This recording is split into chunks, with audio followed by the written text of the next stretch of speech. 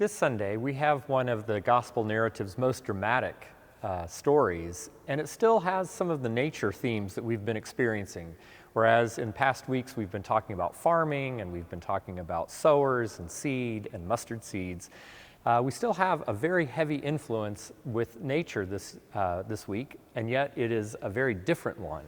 And it's one that we here in Knoxville can relate to, especially after this past week, because it's the story of the disciples being in a boat at night and an enormous storm comes up. So we've all lived through the big storms from last Monday, and we can sort of particularly relate to this gospel narrative. And Jesus comes walking out on the sea as they're in the middle of this storm, and he's walking on the water. And when they recognize him, at first they think it's a ghost.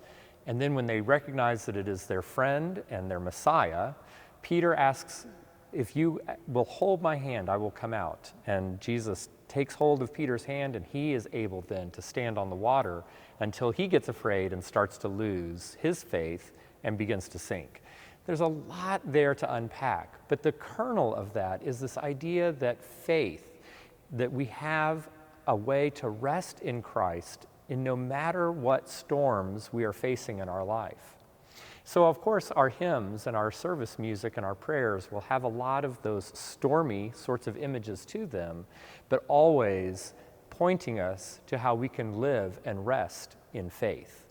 So we will come in singing "How Firm a Foundation, Ye Saints of the Lord," that talks about being rooted in our faith, even as we go through trials and tribulations in our life.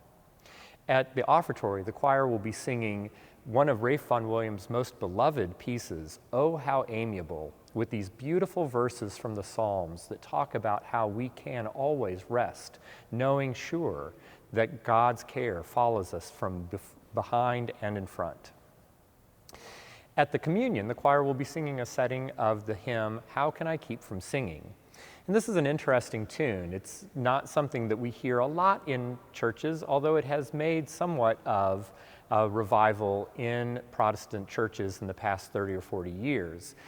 That popularity really came out of the 1960s folk movement with Pete Seeger. Pete Seeger mistakenly, we think, attributed this to being a Quaker song, and which is kind of funny because the Quakers, at the time that this song was written in the late 19th century, Quaker worship did not involve any music at all. So Pete Seeger probably knew that. It's unclear exactly why he called this or cited this as a Quaker tune. And in fact, it was written by a Baptist minister in the late 19th century. Went through a long period of dormancy. Pete Seeger heard it and learned this song from some Appalachian folks and began singing it, and that really marked its revival in sort of public consciousness, although he modified the words and downplayed the Christian aspects of the words and made it more just about music and love. But of course, those original words that talk about being sure of God's faith, or being that we have faith in God's presence and care for us, even amidst life's trials and tribulations again, or the storms of life. Those are still, those original words, hearken us back to that idea of trusting in God.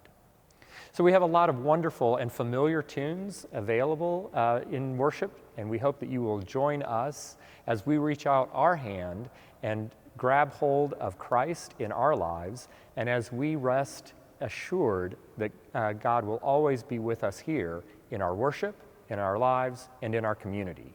We invite you to be with us either on cable channels or YouTube, or certainly joining us downtown for the chapel service at 8 o'clock, the Cathedral Church service at 10:30, or at Lakeshore Park at 9 a.m. We look forward to worshiping with you this weekend.